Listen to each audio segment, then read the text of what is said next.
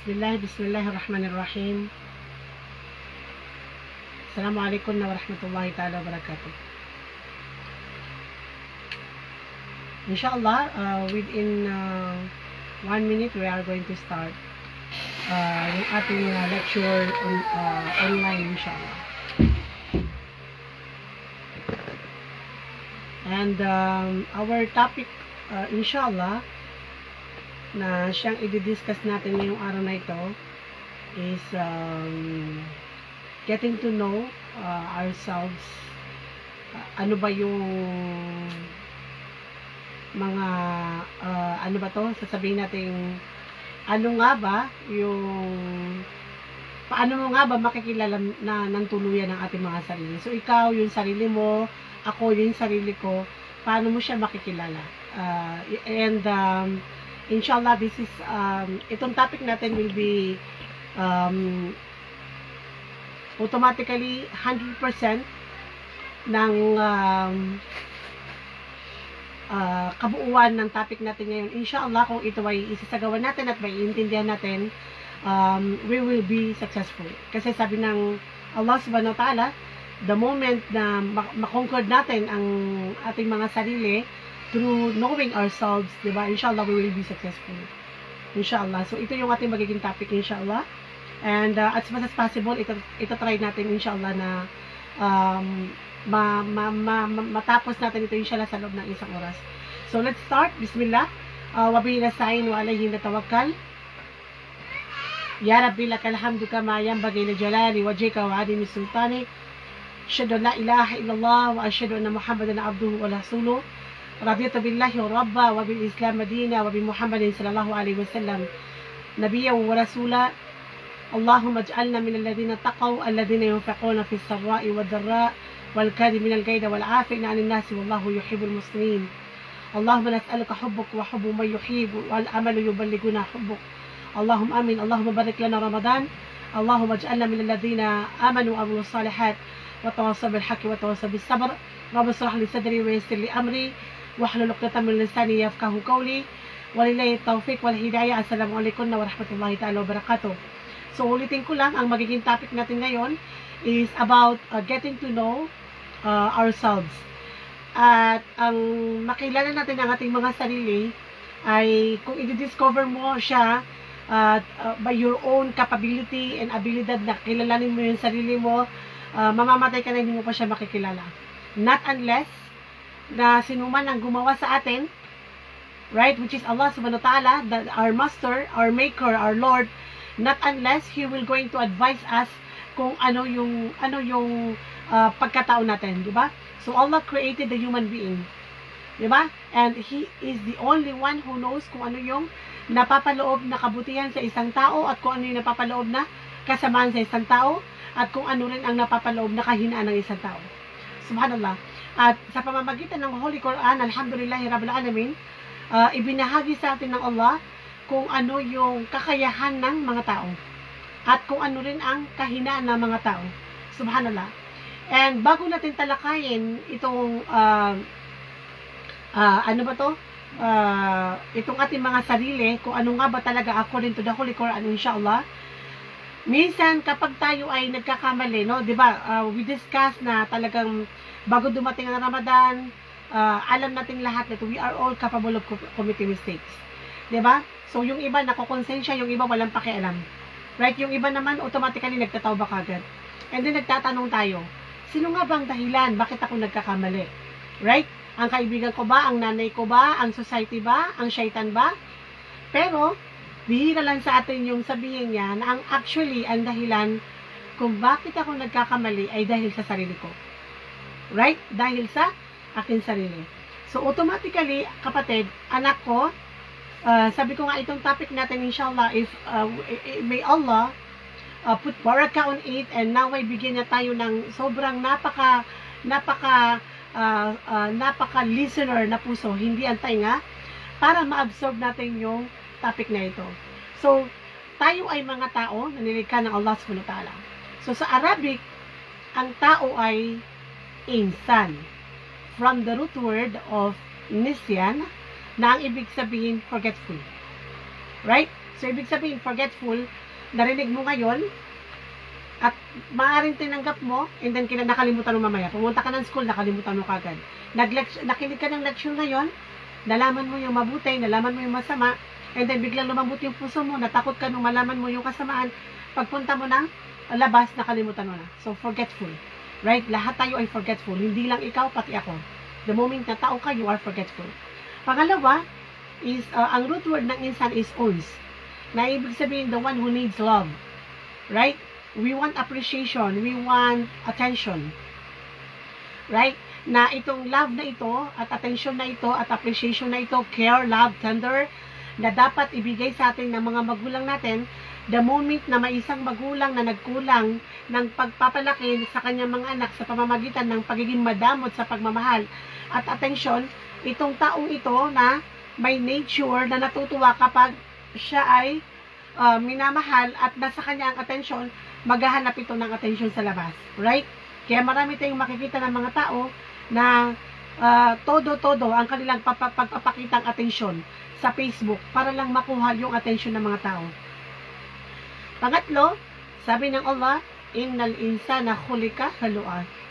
Ang tao ay nilikha ng Allah ng halu'a.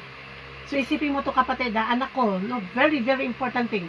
Hindi ka lang forgetful, hindi ka lang uhaw sa pagmamahal at atensyon, 'di ba? Kung hindi khuliqa halu'a, very impatient ang tao. Very very impatient. So ang dalawang klase yung tao. Right? Walang ginagawa. Yung iba naman maraming ginagawa, pero ang gusto niya automatic may response. So pag walang response, yung walang output na maganda, yung effort niya, titigil na siya. Right? Halimbawa, gusto mo magbago ngayong Ramadan. Right? Ang gusto mo maging mahaba na ang balbas mo, nakalikab ka na, yung nagmamadali ka palagi, yung gusto mo may ultimate na result. And then pag may dumating na problema, biglang magigive up ka. Very impatient, no? Hindi niya kayang mag-struggle. Very impatient. Gusto natin all nice. Ayaw natin ng mga problema. Next, hasty. Ang mga tao daw, sabi ng Allah subhanahu wa ta'ala, na ano ba to? Nakalimutan ko yung Arabic niya. Hasty. Gusto natin, yung kanina pinag-usapan natin, hindi lang impatient, no? Ang gusto natin pag may, gagawin ko yan, pag diretso meron akong output na maganda. Right? So, kaya may mga tao na, pag for example, sa pagmamahal, and then, nakipag-chat kay brother, and then nung ma-inlove siya, ang gusto niya, dire-diretso, makuha na niya yung output. Right? So, ang gusto niya maging, no, baka mawala ka. So, kailangan maging akin ka. So, lahat ng paraan gagawin ko para makuha lang kita. Di ba? Hindi natin kaya maghintay at the same time, lagi tayo nagmamadali. Kaya maraming mga babae na sobrang advanced mag-isip. Di ba? Ganong kabilis yung pagiging hasting niya, ang advanced mag-isip. Ang problema, yung pagiging advanced mag-isip, sana, naging advanced siya mag-isip na what if kung hindi kami ang magkatuluyan? Ano mangyayari sa akin kapag naging kami? At wala o bilang, pag nagzina ako, ano mangyayari sa akin? Dahil ang iniisip, sa pagiging hasting ng tao, kami na talaga. Dahil mahal niya ako, mahal ko siya, at nangako siya sa akin ng kasal sa 2021, ibig sabihin, magiging akin siya. So, ganun kabilis mag-conclude ng desisyon ang mga tao. Very hasty.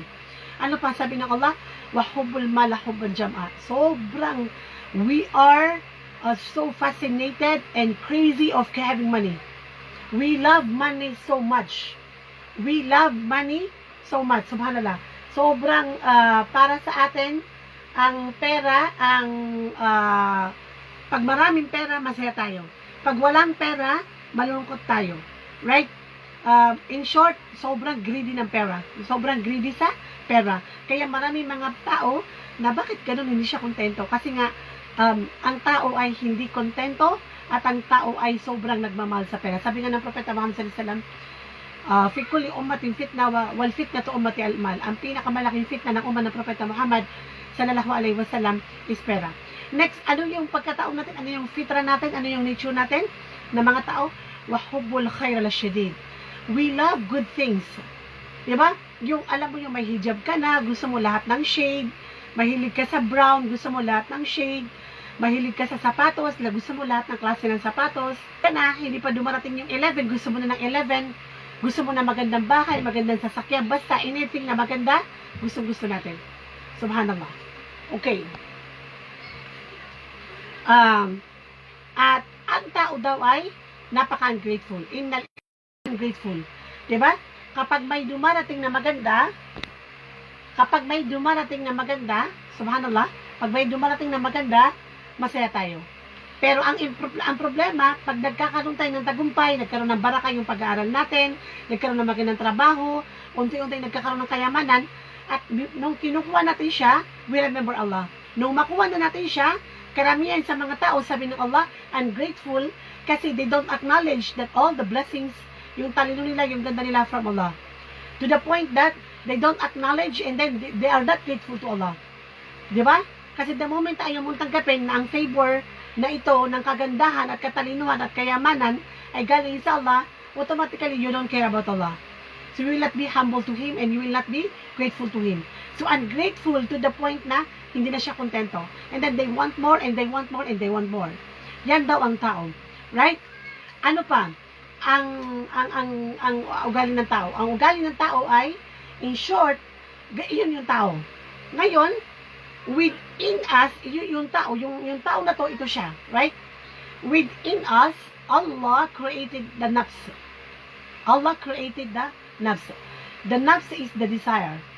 Or, the nafs is the conscience. Yung konsensya mo. Diba?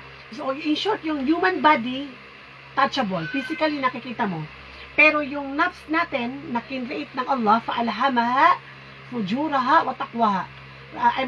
Nafsi wa masawaha, right? Yung nafs na nilikha ng Allah within the human being is automatically untouchable. Pero nararamdaman mo siya yung iyong konsensya.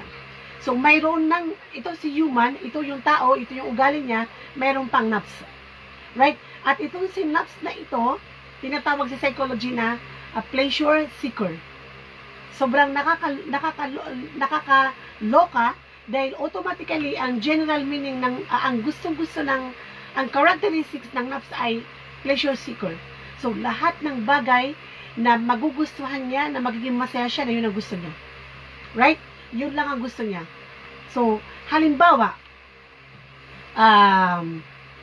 sabi ng Allah, lakad khalaqnal insana fi kabad. So, Allah created the human being to struggle. And then to ijtihad. Yung magsikap. Right? Pero ang problema, itong synapse natin, ayaw niya nang nahihirapan siya. Ayaw niya na, ang opposite ng nafs is, ayaw niya nang nahihirapan siya. Ayaw niya nang napapagod siya. Ayaw niya nang nag-iisip siya. Ayaw niya nang nag-effort siya. Ang gusto niya, yumaman ng walang kahirap-hirap. Kaya marami nagtitinda ng shabu, ayaw magtinda sa bangketa. Gusto niya one time, big time. Right? Pleasure seeker, for example, para maintindihan mo, para maisip mo na, okay, ang kalaban ko pala sarili ko. Example, dalawang estudyante. Itong isang estudyante ay araw-araw nagtitiis at nagsisikap, gumising na maga para mag-aral mabuti. So, gumigising na maga para mag-study, and then pumapasok na maga sa school. Itong isang estudyante, nag-aaral din siya at gusto niyang pumasa. Pero ang gusto niya, ayaw niyang mag-aral ng umaga, gusto niyang matulog ng matulog, late siya pagpapasok, pero gusto niya ng tagumpay. Right? So, bakit may ganong tao na tamad? Mahilig mag-procrastinate kasi yung kanyang nafs ang kalaban niya. It's not shaitan. Yung sarili niya ang kanyang kalaban. So, ano ba to? Automatically, yun ang example ng pleasure seeker. So, basta lahat ng bagay na magiging madali sa kanya, yun ang gagawin niya. Ayaw niya nang maghihirap siya. So, in short, no, mayroon tayong tatlong klase ng nafs. And you check yourself, saan ba ako nabibilang? Tao ako, and then mayroon akong nafs, at saan ako dito? Una is nafsun lawama. Yung nafs na reproaching soul. Gusto niya gumawa ng kabutihan, and at the same time, gumagawa siya ng hindi maganda. Right? Pero nakakaramdam siya ng konsensya. Nakakaramdam siya ng guilt. Right? Nakakaramdam siya ng guilt. Subhanallah. At ang tawag dito ay nafsun lawama. Both good and bad na ginagawa niya. Right? Ang sabi ng Allah subhanahu wa ta'ala, fa'alhamaha fujuraha wa taqwaha. Both Allah subhanahu wa ta'ala, the one who created the nafs within the human body, right? Inspired. Allah put an inspiration, right? Nakaprogram na ito sa ating utak at katawan na knowing what is right and what is good. Fa'alhamaha fujuraha wa taqwaha. Right? So, itong si Lawama, alam niya yung maganda, alam niya yung masama, at lahat siya nag-i-enjoy.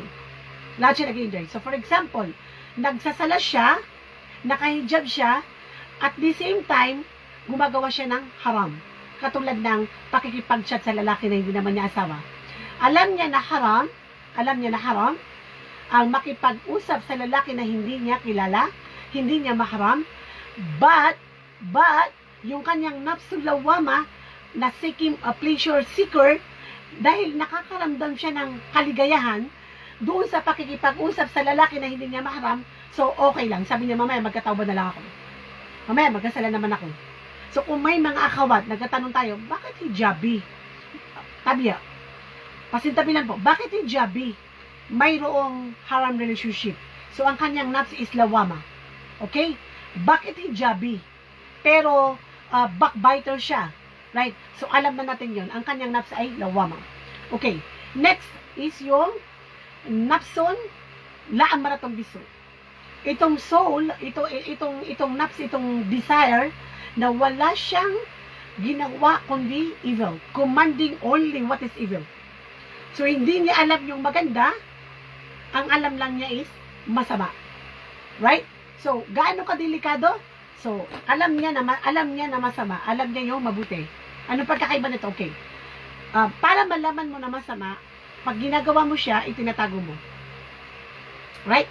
While you're doing it, you don't want other people to see it. For example, sa mga matatanda, pag nagbabakbite, hindi naman siya nagbabakbite na narinig siya ng taong binabakbite niya. So, bakit hindi niya magawa? Kasi alam niya masama yun. At magagalit yung binabakbite niya.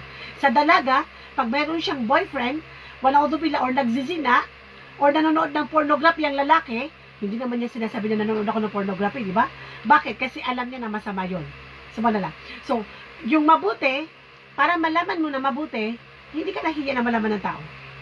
For example, one akhawat is very generous. Kahit itago niya kasi gusto niya ng full reward. Kung malaman siya, hindi siya nakakaramdam ng guilt kasi alam niya na maganda yung ginawa niya.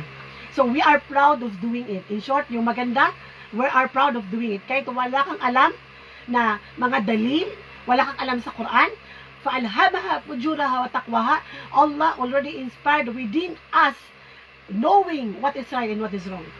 Kaya nga nakakaloka, di ba, yung bata na napakaliit, pag sinabi mo na bad yan, how come that he immediately understand that is bad? Kasi nga, nakailaham na, nakaprogram na sa utak ng tao kung ano yung maganda at kung ano yung mabuti. Okay, so nafsun la'amaratong bisu. May mga nafs na ang gusto lang nila na only evil. Only evil. So from one evil to another evil, and then multiple evil, wa'na'udzubillah, to the point na para sa kanila na lahat ng isang bagay na ang gusto nila na gumawa ng kasamaan. So for example, alam mo akhawat, alam mo anak na haram ang makipag-chat sa isang lalaki. Right? So that is one evil. When you enter and you justify that haram, automatically, hindi makukontento yung nafs mo na makipag-chat ka lang. Hindi, kaya yung mga immune naman kasi kami, wala kaming ginagawa masama. No, your nafs will not be content on that. Because you will go for another, magle-level up ka. And then, automatically, anong gusto niya? Gusto na niya nang malaman na, masaya na siya, nakausap yung lalaki. And then, hindi niya mapigilan, naging sila. And then, automatically, yung kanyang nafsun, la'amaratong bisu, hindi siya kontento na nag-uusap sila sa cellphone. Right? Hindi sila kontento. Naggabi-gabi, hindi sila nagtatahajud, pero kaya nilang hindi matulog ng gabi para lang gumawa ng kung ano-anong mga haram na mismo yung mag-asawang hindi nila ginagawa. Right? So, to the point na hindi na siya kontento, la'amaratong bisu, to the point na makikipag-date na yan. And then, hindi na naman siya kontento, to the point na magzizina na yan. And then, one zina to unlimited zina. And then, to another haram. And to another haram. Right? So, nabuntis, nagpalaglag, pumatay ng bata, etc. Nafsun la'amaratong bisu. nakakatakot because when we enter from this evil nafs, hindi siya nakokontento. Para siyang drugs.